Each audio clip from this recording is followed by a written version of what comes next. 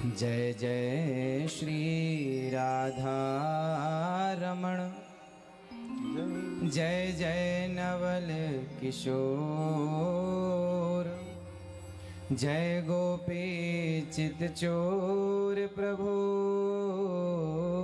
जय जय माखन चोर। राधा मेरी मात है, पिता मेरे घनश्याम, इन दोनों के चरणों में मेरा कोटि कोटि प्रणाम। बोलिए भक्त वत्सल भगवान की जय, श्री वृंदावन बिहारी लाल की जय, श्री राधा रमण भगवान की जय, श्री यमुना महारानी की जय, श्री गौरी गोपाल भगवान की जय। जय जय श्री राधे। परम सौभाग्य का विषय है और बहुत आनंदित कर देने वाली बात यह है कि जब हम यहाँ आए और आज के युवाओं को इस प्रकार धोती कुर्ता पहने देखा, माथे पर तिलक लगाए देखा, तो थोड़ी देर में तो ये लगा कि हम सतयुग में आ गए हैं। जय हो जय हो। और ये पूरा संस्कार जो बच्चों को दिया है पूज्य महाराजा श्री के चरणों में बारंबार नमन कि आपने इस क्षेत्र में ये संस्कार को जीवित रखा है। पूज्य भैया श्री नरेश भैया जी के लिए सुंदर तालियां हों, क्योंकि इन्होंने इस संस्कार को, सनातन को, संत हैं तो संस्कार हैं, संत नहीं तो संस्कार नहीं। पूज्य भैया जितनी सराहना की जाए इनके कार्य की, और आज जो बच्चों ने मंच में जो सुंदर सा गोस्वामी श्री तुलसीदास जी का आयोजन किया, अभिनय किया, अत्यधिक रोमांचित करने वाला यह सुंदर सा कार्य था। छोटे बच्चों से लेकर बड़ों तक ने सबने अपना अपना किरदार बहुत अच्छी तरह से किया, अच्छी तरह से अपना कार्य पूरा किया। उपस्थित मंच में सभी विद्वानों के श्री चरणों में दास का कोटि कोटि नमन। हमारे साथी हमारे भैया श्री यहाँ विराजमान हैं, भैया इंद्रेश भैया जी, तालियों के साथ स्वागत कीजिए भैया जी का, जिन्होंने भगवान में अपने आप को समर्पित कर दिया है। जरा भी जहाँ भी इनकी वाणी सुनते हैं बस वहाँ यही लगता है कि इस घोर कलयुग में हम सूरदास जी महाराज का पावन दर्शन कर रहे हैं, जिनके सुंदर भाव इनके हृदय में प्रकट हैं और जिनके सुंदर पद आपके हृदय में प्रकट हैं।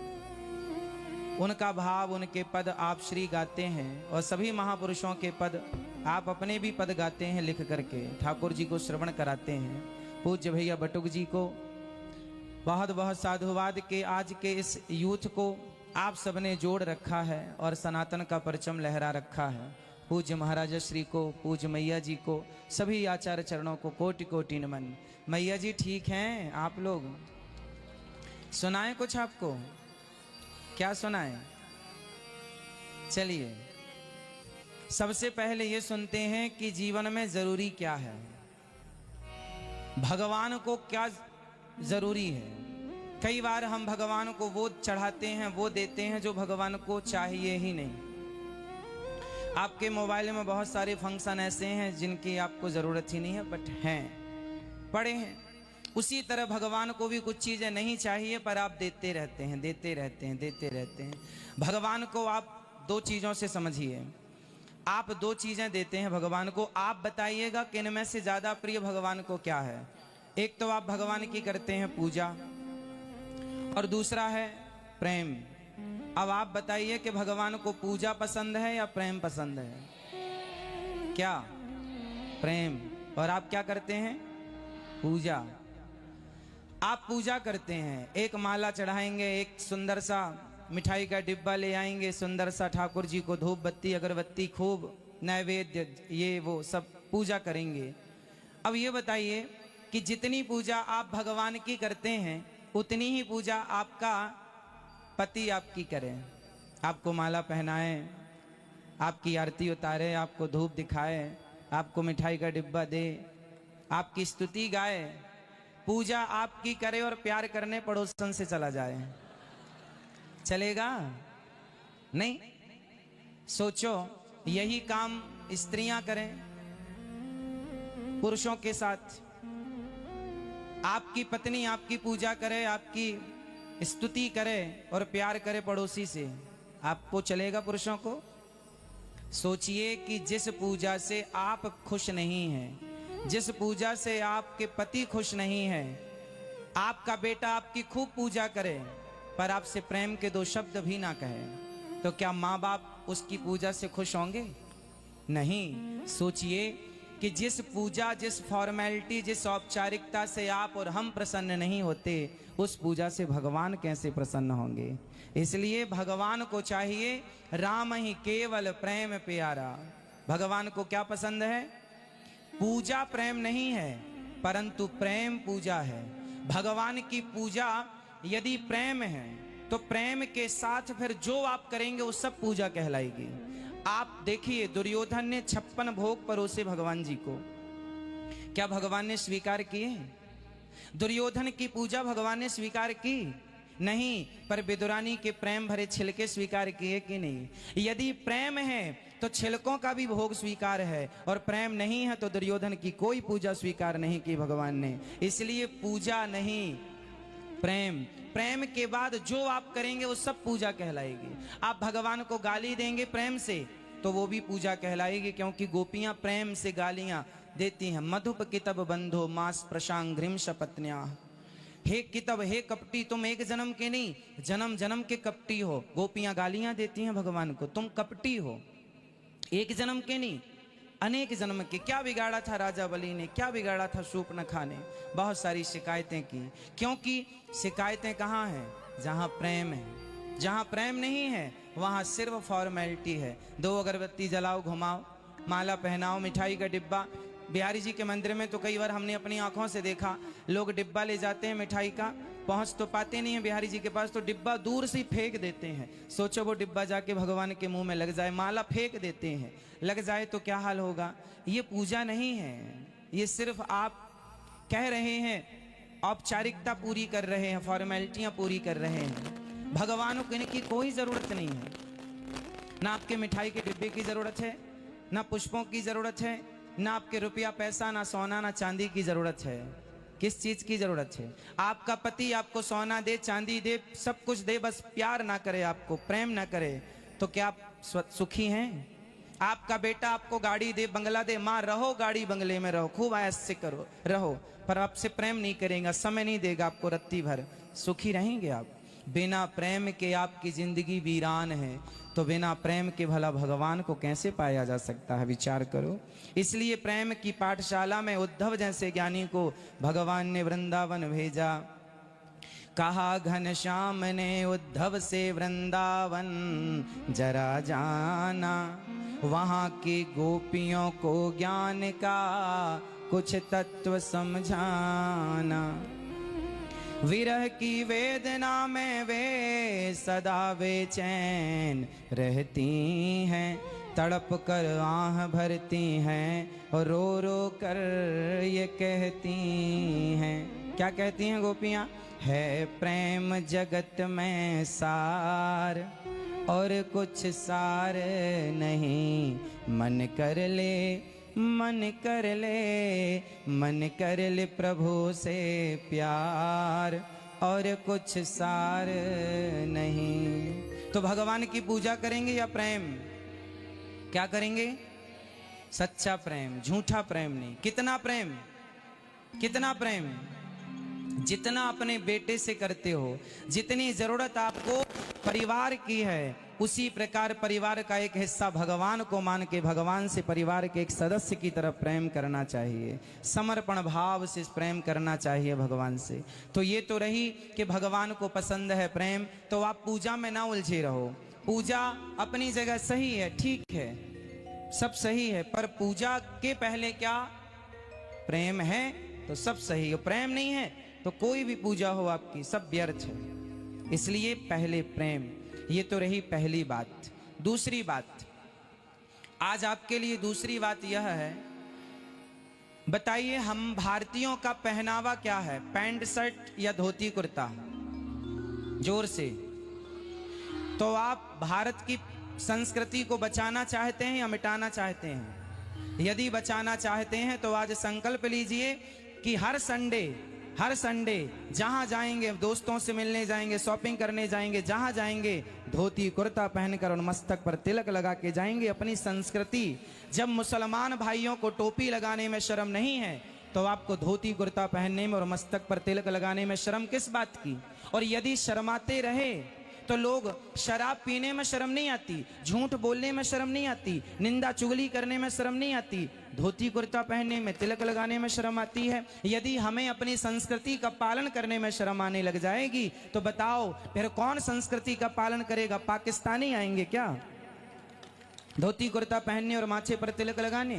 तो संस्कृति का पालन, अपने धर्म का पालन कौन करेगा?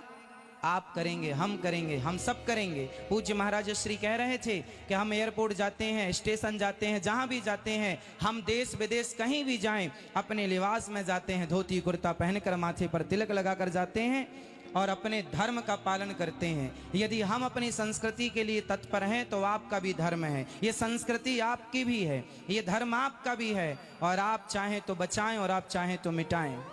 अब निर्णय आपको करना है। शर्म किस बात की? शर्म उसे आए जो शराब पी रहा है, झूठ बोल रहा है, सिगरेट पी रहा है पूरी रात। अब देखो बड़े बड़े शहरों में, आप दिल्ली जैसे महान नगर में बैठे हैं, राजधानी में बैठे हैं, यहाँ देखिएगा पूरी रात लड़के लड़कियां आज थिएटरों में जाके पूरी रात शराब पी के डिस्को करते हैं, नाचते हैं। उन्हें नाचने में, शराब पीने में शर्म नहीं आती, इतने थक जाते हैं नाचने में शराब के नशे में कि सवेरे लोग उठा के उनको ले जाते हैं। ये बात सही है या गलत है? सही है। बड़े बड़े शहरों में ये हो रहा है। जब आपको शराब पीने में, पर पुरुष के साथ रात भर नाचने में शर्म नहीं है तो हम अपने संस्कृति का पालन करने में, धोती कुर्ता पहनने और माथे पर तिलक लगाने में शर्म आएगी? यदि शर्म आई तो दुर्भाग्य है हमारा। तो कितने लोग आज से संकल्प लेते हैं कि हम जहां जाएंगे, कम से कम हम ये नहीं कहते 6 दिन आप ऑफिस में जाओ, स्कूल जाओ, हम वहां, ठीक है, आप संडे तो स्वतंत्र हैं, संडे की संडे स्वतंत्र हैं, तो कितने लोग संडे के संडे अपने धोती कुर्ता के पहनावे में जहां जाएंगे वहां जाएंगे? कितने लोग हाथ उठा के मुझे वचन देंगे कि आप सदा इसका पालन करेंगे? आप करेंगे? शर्म तो नहीं आएगी? नहीं। ये रही दूसरी बात। अब तीसरी बात सुनिए। समय है आपके पास? समय है? मैं खड़ा हो जाऊं? अब सुनिएगा तीसरी बात जो आपको सुनाने के लिए हम आए हैं, और पूज्य महाराज श्री जैसे महान संत ये चाहते हैं, डायरेक्ट इनडायरेक्ट आपसे जो कहना चाहता हूं वो समझ लीजिएगा, इशारों में, क्लियर नहीं, इशारे होंगे, आपको समझना होगा। एक बात बताइए, आप सब मूवी तो देखते होंगे, सीरियल देखते होंगे, टीवी सीरियल, मूवी, पिक्चरें सारे लोग देखते हैं। आपने देखा है आज जितनी भी पिक्चरें बनती हैं वो संतों के खिलाफ बनती हैं, संतों को टारगेट करके बनती हैं, संतों को गलत दिखाया जाता है, संतों को नीचा दिखाया जाता है, संतों का अपमान किया जाता है आज की मूवियों में और जितने भी सीरियल इत्यादि हैं सब में। आप जानते हैं इसके बीच का, इसका कारण क्या है, इसके पीछे षड्यंत्र क्या है? आज मैं उस षड्यंत्र से आपका पर्दा उठाता हूं, ध्यान पूर्वक मेरी बात समझिएगा। संत क्या कहते हैं? आपके बीच में पूज्य महाराज श्री बैठे हैं, पूज्य इंद्रेश जी बैठे हैं, भैया जी बैठे हैं, या जितने भी संत बैठे हैं, आपके घर में कोई साधु आता है ना तो क्या कहता है? बेटा शराब ना पीना, बेटा गांजा ना पीना, बेटा बीड़ी ना पीना, बेटा सिगरेट ना पीना, बेटा सही रास्ते पर चलना। ऐसा कहते हैं कि नहीं सब संत? हमारे देश के तमाम संत यही कहते हैं, शराब ना पियो, सिगरेट ना पियो, पर नारी पर पुरुष का सेवन ना करो, ये कहते हैं या नहीं? अब पिक्चर बनाने वालों को संत लोग क्यों अच्छे नहीं लगते, इसका कारण सुनो। पिक्चर बनाने वाले पिक्चर बना के प्रचार किसका करते हैं? शराब का। शराब में, पिक्चरों में गाने हैं, जीना अगर जरूरी है तो पीना बहुत जरूरी है, मुझे पीने का शौक नहीं, पीता हूं गम भुलाने को। ये गाने किसने बनाए? पिक्चर बनाने वालों ने। अब जब कोई बच्चा सुनेगा कि मुझे पीने का शौक नहीं, पीता हूं गम भुलाने को, तो वो भी सोचेगा कि टेंशन किसके पास नहीं है, वो भी एक पैक मार लेगा। मतलब ये पिक्चर बनाने वाले क्या चाहते हैं कि आप शराब पिएं और वो संतों से नफरत क्यों करते हैं? क्योंकि संत शराब का विरोध करते हैं और शराब बनाने वाली कंपनियां पिक्चर बनाने वालों को खूब पैसा देती हैं कि तुम खूब प्रचार करो ताकि शराब बिके, और संत कहते हैं शराब नहीं होनी चाहिए क्योंकि तुम्हारा जीवन बर्बाद हो जाएगा। इसलिए पिक्चर बनाने वालों को संत पसंद नहीं है, क्योंकि दोनों अपोजिट बातें हो गई। वो करते हैं शराब का समर्थन और हम करते हैं शराब का विरोध। तो संत जो हैं वो विरोध करते हैं, तो वो लोग संतों को बदनाम करने लग गए कि इनको एक काम करो, ऐसा बदनाम कर दो, ऐसा उंगलियां उठा दो कि ये यूथ आज का बच्चा इनको सम्मान ही ना करे, इनका आदर ही ना करे, ताकि इनकी शराब धड़ल्ले से बिकती रहे। दूसरा, हम में से आज तक किसी संत ने कहा कि गुटखा खाओ? आज तक भारत के किसी संत ने आपसे कहा कि गुटखा खाओ? बोलो हाँ या ना। नहीं कहा। कहा क्या? छोड़ो। लेकिन पिक्चर बनाने वाले लोग, जिनको आप सुपर डुपर स्टार बनाते हैं, जिनकी डीपी अपने मोबाइल पर सजा कर रखते हैं, वो क्या कहते हैं? दाने दाने में केसर का दम। वो आपके बच्चों को क्या खिलाना चाहते हैं? जोर से आप बताइए, गुटखा खाने में आपका हित है या अहित है? तो आपको गुटखा बेचा जा रहा है? बोलो हाँ या ना। पिक्चर तो एक बहाना है, उनको तो गुटखा बेचना है, उन्हें तो शराब बेचना है। और संडे हो या मंडे, किसका प्रचार है? अंडों का। क्या बेच रहे हैं वो लोग? वो शराब बेच रहे हैं। मोबाइल पे आपने देखा बड़े बड़े सुपर डुपर स्टार एक ऐड चलाते हैं, रमी, जंगली रमी ऐप डाउनलोड करके आपको, वो एक प्रकार का जुआ है। जंगली रमी क्या है? एक प्रकार का, जोर से। संत हमेशा कहते हैं जुआ ना खेलो, कहते हैं जुआ ना खेलो, और वो क्या कहते हैं? जुआ खेलो। अब बताओ, आपका शुभ चिंतक संत है या वो है? तो वो लोग इसलिए संतों का विरोध करते हैं क्योंकि संत हमेशा आपका हित चाहते हैं, समाज का हित चाहते हैं, देश का हित चाहते हैं। और वो यदि हित चाहते तो बताओ, गुटखे का प्रचार करना क्या जरूरी था? क्या वो भूखे मर रहे थे कि गुटखा नहीं बेचेंगे तो उनको रोटी नहीं मिलेगी? क्या इतनी गरीबी थी उनके पास? आप कोई गुटखा की कंपनी आ जाए और पूज्य भैया जी से कहे कि भैया हम आपको 10 करोड़ रुपए देंगे, आप गुटखे का प्रचार कीजिए, आप करेंगे? कभी नहीं करेंगे। मुझे कोई 100 करोड़ देगा कि आप अनिरुद्धाचार्य जी हमारे गुटखे का प्रचार कर दो, हम नहीं करेंगे। हम भीख मांग कर खा लेंगे, पर अपने देश के साथ धोखा नहीं करेंगे, गद्दारी नहीं करेंगे। हम कभी अपनी पीढ़ी को गुटखा खाने वाला नहीं बना सकते। और वो लोग जिन्हें आप सुपर डुपर स्टार कहते हैं, क्या उनकी जिम्मेदारी नहीं थी कि वो आपके बच्चों को गुटखे से दूर रखें, शराब से दूर रखें? उनसे पूछो कि आप अपने बच्चों को खिलाते हो कि नहीं? वो अपने बच्चों को लंदन पढ़ने भेजते हैं और तुमसे कहते हैं दाने दाने में केसर का दम। हाँ या ना? मीठा जहर पिलाया गया पिक्चरों के साथ। पिक्चरों में ऐसा जहर घोलकर समाज को परोसा गया कि आज समाज एक अलग राह पर चल पड़ी। जितने बच्चे थिएटर पर नाच रहे हैं अभी, शराब पी के पूरी रात डिस्को करेंगे, किसकी देन है? संतों की या पिक्चर बनाने वालों की? बोलो। बिगाड़ दी तुम्हारी औलादों को, कौन है जिम्मेदार? और दिखाओ पिक्चर।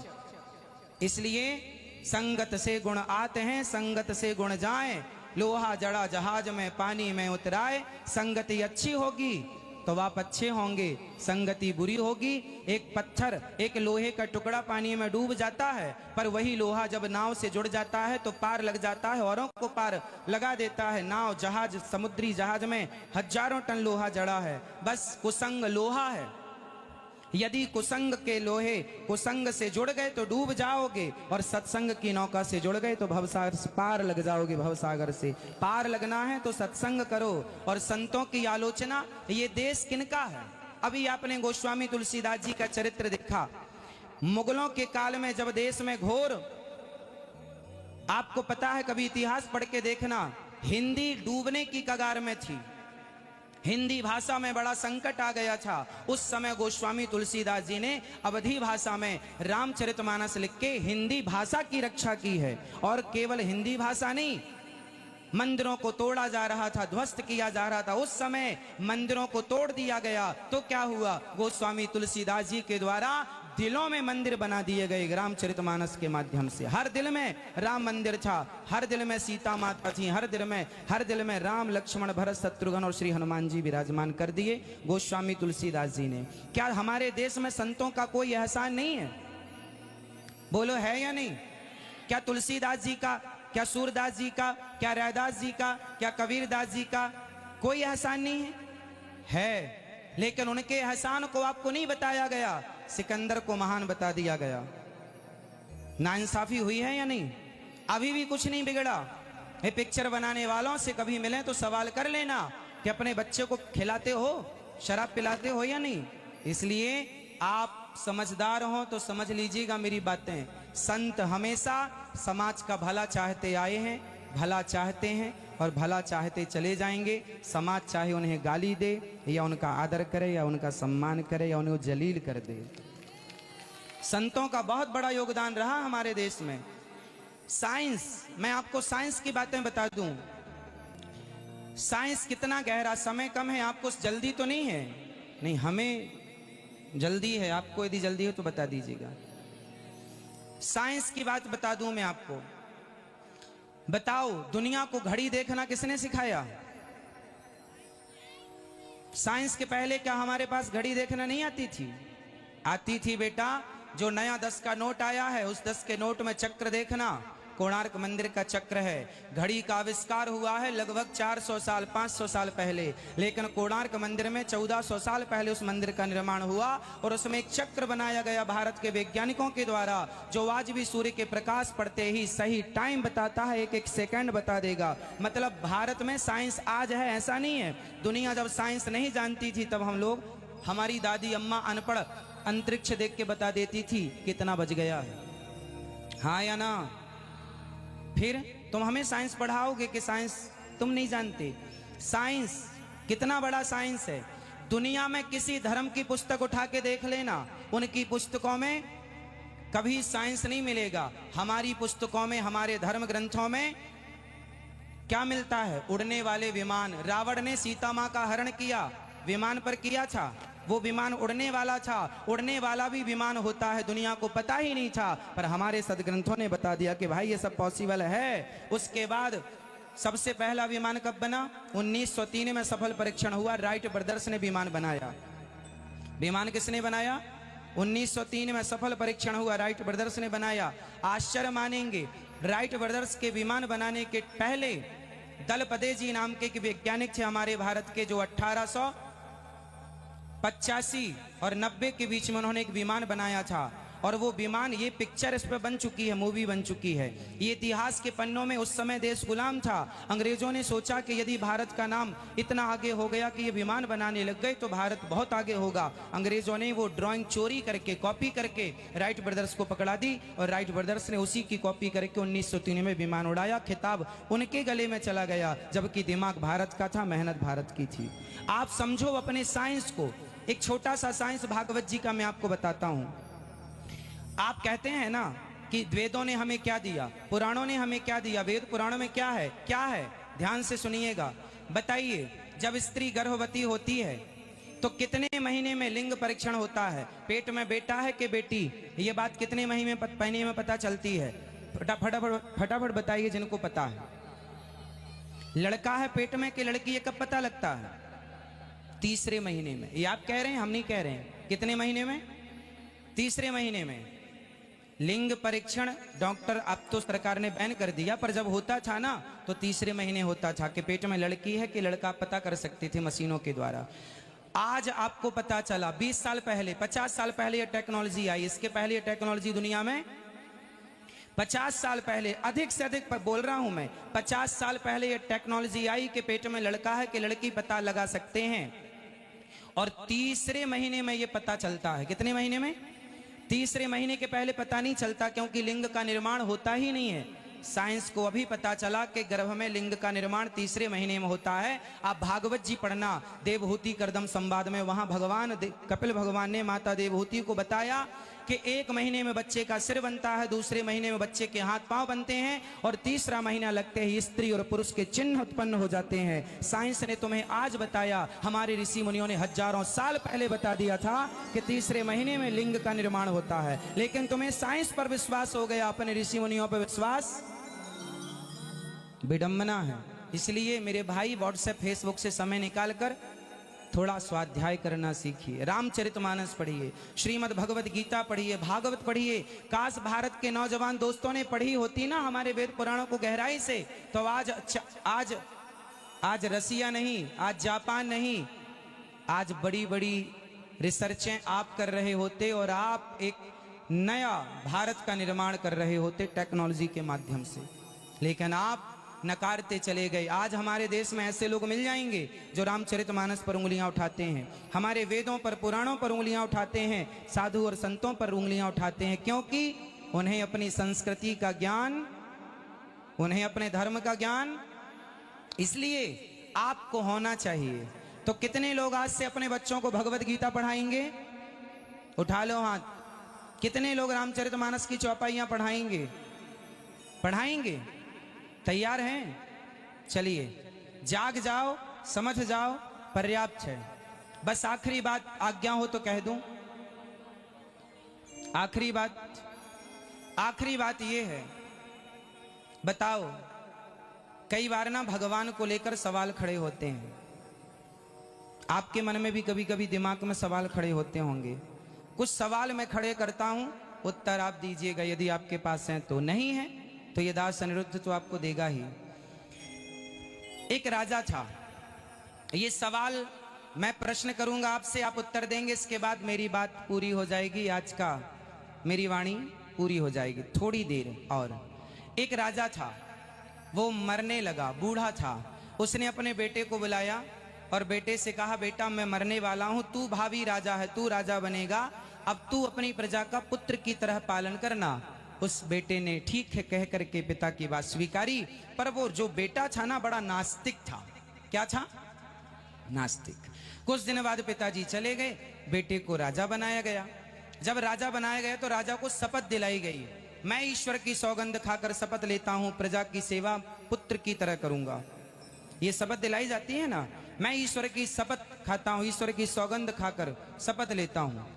तो उस राजा ने मना कर दिया, बोले मैं ईश्वर को तो मानता ही नहीं, मैं ईश्वर की सौगंध क्यों खाऊं। अब सारे नगर में, सारे राज्य में हाहाकार मच गया, ऐसा राजा हुआ ईश्वर को मानता नहीं। उस राजा ने घोषणा की, 1 महीने के अंदर मेरे 3 सवाल का उत्तर दो, 3 प्रश्नों का उत्तर दो, वरना सारे मंदिर में हटवा दूंगा, सारी मूर्तियां हटवा दूंगा, मेरे राज्य में कोई भगवान का नाम नहीं लेगा। इतना उसने घोषणा कर दी। मेरे सवाल हैं। उस राजा का सवाल था कि यदि भगवान है तो दिखाई क्यों नहीं पड़ते? पहला सवाल, यदि ईश्वर है तो दिखाई क्यों नहीं पड़ते? सवाल दूसरा, ईश्वर किस तरफ देख रहे हैं? यदि आपकी तरफ देख रहे हैं तो मेरी तरफ पीठ होगी, इनकी तरफ देख रहे हैं तो आपकी तरफ पीठ होगी। ईश्वर किस तरफ देख रहे हैं? और तीसरा सवाल, इस समय प्रेजेंट में भगवान क्या कर रहे हैं? अभी वर्तमान में भगवान क्या कर रहे हैं? ये मेरे सवाल हैं। राजा ने पूछा, यदि मेरे इन 3 प्रश्नों का उत्तर आप लोगों ने दे दिया तब तो मैं आपको मानूंगा, आपके भगवान को मानूंगा, यदि नहीं दिया तो 1 महीने के अंदर सारे मंदिरों से मैं मूर्तियां हटवा दूंगा। अब तो हाहाकार मच गया सारे राज्य में। सारे साधु संत ऋषि मुनि ज्ञानी सब परेशान, राजा को समझाने लग गए कि भगवान है तो दिखाई क्यों नहीं पड़ता? बताओ, भगवान है तो दिखाई क्यों नहीं पड़ता? बताओ, भगवान है कि नहीं? पहले तो कन्फर्म कराओ, है? ईश्वर है? हाँ या ना? पीछे वाली मैया बताओ, भगवान है तो दिखाई क्यों नहीं पड़ते? अब राजा को कौन समझाए? लोगों ने तर्क रखा कि हवा है, दिखाई नहीं पड़ती। राजा ने कहा, तर्क अच्छा है पर हम संतुष्ट नहीं हैं आपकी बात से। लोगों ने कहा, मिश्री में मिठास है पर दिखाई नहीं पड़ती। राजा ने कहा, तर्क अच्छा पर हम संतुष्ट नहीं हैं। अब लोग कौन समझाए? एक बड़े ज्ञानी भक्त थे बेचारे, आज महीने का आखिरी दिन था, आज राजा को उत्तर देना था, वरना राजा सारी मूर्तियां हटवा देगा, सबके मुंह में पट्टी बंधवा देगा, कोई राम नाम ना बोलना, कोई कृष्ण कृष्ण ना बोलना। सारे लोग परेशान थे उस राजा से। समझता भी नहीं है। एक सज्जन, एक संत उदास होकर के घर चले गए, रोने लगे। बाप को रोता देख बेटी ने कहा, पिताजी क्या हुआ, आप रो क्यों रहे हैं? अरे बेटी, बड़ा दुष्ट राजा मिला है, वो भगवान को हटवा रहा है मंदिरों से, कहता है मेरे सवाल का उत्तर दो। बेटी ने कहा, क्या सवाल है? बोले, भगवान है तो दिखता क्यों नहीं? भगवान किस तरफ देखता है? भगवान अभी क्या कर रहा होगा? इस समय क्या कर रहा होगा? बताओ। अब कैसे बताएं उससे? बेटी ने कहा, बस इतनी सी बात, अभी मैं जाती हूँ, अभी मैं जाकर के राजा के प्रश्नों का उत्तर देकर आती हूँ। बेटी दौड़ी दौड़ी गई, दरबार लगा हुआ था। बेटी ने राजा से कहा, महाराज मैं आपका सवाल, मैं आपके प्रश्नों का उत्तर देने को तैयार हूँ। हाँ हाँ बिल्कुल दीजिए, पर आपका प्रश्न का उत्तर देने के पहले मैं आपसे कुछ चाहती हूँ। क्या? बोले, मुझे दूध दिया जाए।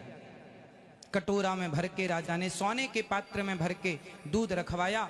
कहा, ये रहा दूध, अब मेरे प्रश्न का उत्तर दो कि भगवान है तो दिखाई क्यों नहीं पड़ता? कहाँ है भगवान? उस लड़की ने राजा से सवाल किया, महाराज बताइए, ये जो कटोरे में दूध भरा है, बताइए इसमें आपको क्या दिखाई पड़ रहा है? राजा ने कहा, दूध? इसमें क्या दिखाई पड़ रहा है आप लोगों को? दूध। राजा ने कहा, दूध। लड़की ने कहा, महाराज आपको दूध दिखाई पड़ रहा है, पर मुझे इस दूध में मक्खन दिखाई पड़ रहा है। मुझे इस दूध में मक्खन दिखाई पड़ता है। राजा ने, बताइए इसमें मक्खन है या नहीं?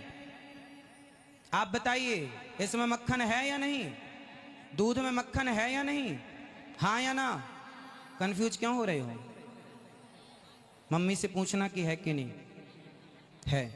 तो राजा ने कहा, इसमें दूध है। लड़की ने कहा, मक्खन है, बताइए इसमें मक्खन है या नहीं? राजा ने कहा, है। लड़की ने कहा, महाराज इसमें मक्खन है, नहीं दिख रहा है। नहीं दिखने से यह सिद्ध नहीं होता कि मक्खन नहीं है। मक्खन है पर दिख नहीं रहा है। उसी प्रकार ईश्वर है पर दिख नहीं रहा है। ईश्वर है जैसे मक्खन, इसके दूध के कण कण में मक्खन की व्यापकता है, पर दिखाई नहीं पड़ रहा। अच्छा, दही से मक्खन, दूध से मक्खन निकालने के लिए करना क्या पड़ेगा? दही बनाओ, दही का मंथन करो, एक प्रोसेस होता है। यदि उस प्रोसेस को आपने फॉलो किया तो उस दही से प्रॉपर मक्खन निकल आता है। उसी प्रकार राजन, जैसे दूध के कण कण में मक्खन की व्यापकता है, नहीं दिखता, पर यह नहीं कहा जा सकता कि नहीं है। मंथन करने से प्रकट होगा। ईश्वर की व्यापकता तो है, भक्ति और प्रेम करने से प्रकट होगा। राजन, जैसे मंथन करने से मक्खन प्रकट होता है, मीरा के प्रेम के बल पर प्रकट हो गए। प्रहलाद जी ने कहा, इस खंबे में भगवान है तो न केवलम में भवतश्च राजन सवई बलम बलिनाम चा परेशान। कहाँ नहीं है भगवान? क्या इस खंबे पर है? हाँ है। जो प्रहार किया मुठिका का, खंबा तोड़ करके भगवान प्रकट हुए। क्यों? क्योंकि मेरे भक्त का वचन मिथ्या ना हो जाए, मेरी भक्त की बात झूठी ना हो जाए। प्रकट हो गए भगवान। तो भगवान प्रकट हो गए। पहले प्रश्न का उत्तर राजा को, राजा संतुष्ट हो गए। हाँ, मैं तुम्हारी बात से सहमत हूं कि दूध में मक्खन है पर दिखाई नहीं पड़ता, ईश्वर है। ठीक है, मैं नहीं देख पाया, क्षमा। दूसरा सवाल मेरा कि भगवान किस तरफ देखते हैं? राजा ने, लड़की ने कहा, महाराज एक मोमबत्ती की व्यवस्था कराओ। मोमबत्ती जला के लाई गई। मोमबत्ती को खड़ा करके लड़की ने पूछा, महाराज बताओ ये मोमबत्ती का प्रकाश अभी किस तरफ देख रहा है? ये मोमबत्ती का प्रकाश किस ओर देख रहा है? बताओ किस ओर देख रहा है? चारों तरफ। राजन, जैसे ये मोमबत्ती का प्रकाश, ये ज्योति चारों ओर निहार रही है, उसी तरह एक ही समय में परमात्मा चारों ओर निहारता है। वह पाताल को भी निहार लेता है, आकाश को भी निहार लेता है, चींटी को भी निहार लेता है और हाथी को भी निहार लेता है। वो एक समय में सबको देख सकता है, क्योंकि वो भगवान है। कर तुम अकर तुम अन्यथा कर तुम सर्व सामर्थ्य। हम इंसान हैं, भगवान से इंसान की तुलना नहीं हो सकती। आप अपनी तुलना ईश्वर से ना करें कि हम नहीं देख पा रहे, इस पर्दे के पीछे क्या है हम तो नहीं देख पा रहे हैं, इसका मतलब भगवान भी नहीं देख पाएंगे? नहीं, हमारी सामर्थ्य अलग है, ईश्वर की सामर्थ्य, एक उंगली से पहाड़ उठाने की सामर्थ्य हमारी नहीं है, भगवान की। सवाल हो गए दो, राजा संतुष्ट। तीसरा सवाल, अभी प्रेजेंट में 10-11:18 में भगवान क्या कर रहे हैं? फटाफट बताओ। अब रानी और लड़की बोली, ठीक है, मैंने आपके 2 प्रश्नों का उत्तर दिया। लड़की बोली, राजन प्रश्न करने वाला बड़ा होता है कि उत्तर देने वाला? राजा ने कहा उत्तर देने वाला गुरु है, प्रश्न करने वाला शिष्य। तो फिर मैं नीचे खड़ी हूं, आप ऊपर बैठे हैं, गुरु नीचे और शिष्य ऊपर शोभा नहीं दे रहा, आप आओ। राजा नीचे आए, आज्ञा। बोले मैं आपके प्रश्न का उत्तर दूंगी, पर मुझे सम्मान तो दो, मैं आपकी गुरु हूं। राजा ने अपने आसन पर बिठाया। लड़की ने कहा ये बताओ, जो व्यक्ति इस आसन पर बैठता है उसके माथे पर मुकुट होना चाहिए या जो द्वार पर हाथ जोड़ के खड़ा है उसके माथे पर? राजा बोले जो सिंहासन पर बैठा है वही इस राज मुकुट का अधिकारी है। तो राजा ने अपना मुकुट उतारा और लड़की के माथे पर रख दिया। फिर पूछा बताओ तुम्हारे भगवान अभी क्या कर रहे हैं? लड़के ने हंसकर कहा पगले अभी भी नहीं समझे, यही तो हमारे भगवान का काम है। हम जैसे भिखारी को राजा बना दिया और तुम जैसे राजा को द्वारपाल बना दिया, भिखारी बना दिया। राजा को रंग और रंग को राजा पल भर में बनाते, चुटकियों में। ये कर रहे हैं हमारे भगवान, ये हमारे भगवान की सामर्थ्य है। क्या कर रहे हैं इस समय? राजा को रंग और रंग को राजा। यही मेरे ईश्वर की कृपा है कि हम जैसे तुच्छ प्राणी जो 84 के चक्कर में भटक रहे थे, हमें मनुष्य बना करके ईश्वर ने भवसागर से पार होने का एक अवसर दिया है। फर्स्ट में हमने कहा था भगवान से प्रेम कीजिए, भगवान से सच्चा प्रेम करेंगे तो भवसागर से पार हो जाएंगे। एक बार हाथ जोड़ के मेरे संग बोलो, बोलो हे श्रीमन नारायण, हे श्याम सुंदर, हे श्री कृष्ण, मैं आपको कभी भूलू नहीं। हे नाथ, हम पापी हैं, हम पापी हैं, अधम हैं, अधम, नीच हैं, नीच हैं, दुष्ट हैं, दुष्ट हैं, खल हैं, खल हैं, कामी हैं, कामी हैं, क्रोधी हैं, क्रोधी हैं, लोभी हैं। लोभी हैं। हे नाथ, हे नाथ, हम जैसे हैं हम जैसे हैं आपके हैं, आपके, हमें स्वीकार कीजिए। हमें स्वीकार कीजिए। श्रीमन नारायण नारायण चरणौ चरणं शरणम शरणं प्रपद्ये प्रपद्ये श्रीमते श्रीमते नारायणाय नारायणाय नमः। नमः। आप सबका मंगल हो, सब पर बिहारी जी की कृपा बनी रहे, सदा आपके ऊपर ऐसे संतों का आशीर्वाद बना रहे और सभी पर बिहारी जी की पावन कृपा बनी रहे। समय बहुत लिया, उसके लिए बहुत बहुत क्षमा प्रार्थी हूँ आपका, बहुत बहुत क्षमा प्रार्थी हूँ महाराज श्री का, और विद्वानों का क्षमा प्रार्थी हूँ क्योंकि आप लोगों का भी समय ये दास ने लिया है। सबके चरणों की धूल अपने माथे पर सजाता हुआ ये दास आपके सभी के चरणों में कोटि कोटि नमन। सबको जय श्रीमन नारायण, जय श्री कृष्ण। गौरी गोपाल भगवान की जय।